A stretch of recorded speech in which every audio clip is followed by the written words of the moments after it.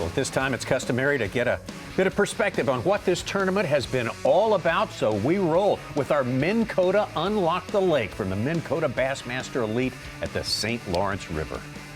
Exactly right, Tommy Sanders. Looking at your Minn Kota Unlock the Lake, a massive playing field, about 100 miles of St. Lawrence River to work with just outside of Clayton, New York. But that was not a player. The player in this tournament right here, like every other time we have been to the St. Lawrence River, it's when you get out into Lake Ontario, whether it's on the U.S. side or the Canadian side. The Canadian side, a much bigger player this time around.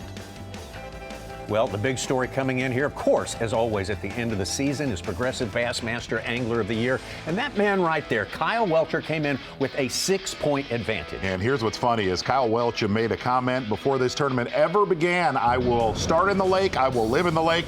And it was day number 1, living by that game plan, living by that decision, making about a 50-mile run, 35 miles of that in Lake Ontario, a big Lake Ontario on day 1 with a southeast wind, getting it done. And we've known Kyle Welcher as a gambler. This decision every single day to make his way into Lake Ontario, the reason he held the Angler of the Year trophy for 2023. And Tommy, on the other side of it, that is also the reason why he had mechanical issues on the final day, preventing him from possibly eclipsing 100 pounds and winning this event as well.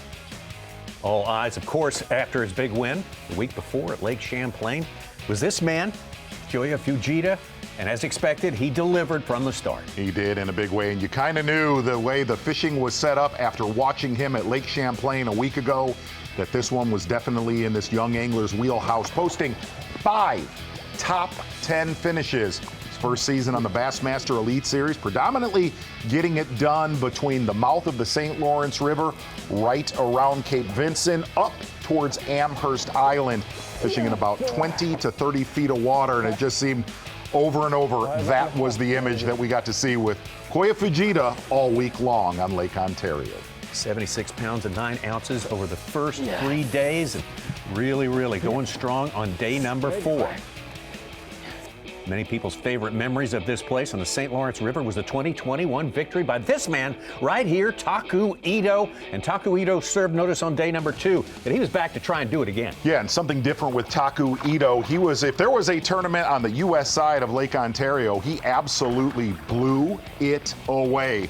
So much pressure on the United States side of Lake Ontario compared to that Canadian side around Amherst Island and Prince Edward Bay. The one thing that Taku Ito made a comment about is 20 to 30 feet of water and downsizing his baits. Some baits that Ron Moore in studio showed us we have not seen ever before on the Bassmaster Elite Series. And if you're not with Taku Ito, you got to be in the boat with one of the Johnston brothers at minimum, and especially Chris Johnston. 20 days in the Elite Series on the St. Lawrence River and never outside the top 10.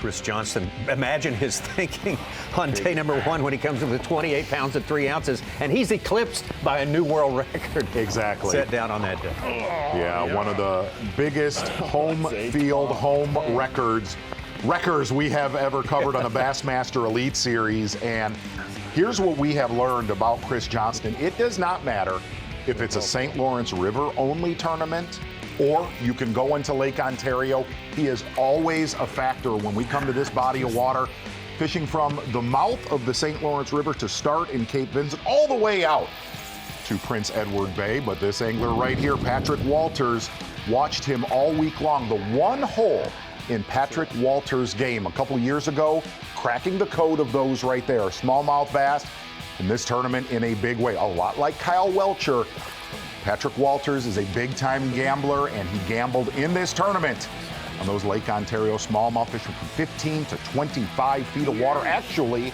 on semifinal Saturday, quitting early, coming back to our takeoff in Clayton, New York. Yet another great season for the young South Carolina Angler. And shockingly, Tommy, normally the smallmouth swing is what lets him down in the Angler of the Year race and prevents him from winning that title. This year, it was his home body of water in Santee Cooper, his worst finish of the season. Everywhere else, he got it done, especially up north, righting all of his past wrongs and having a top 10 finish here this week, really excelling for most of the tournament. Doing what he had to do to set himself up for a chance at a victory on the final day with day 3 total of 28.5. And that right there is your Minn Kota Unlock the Lake.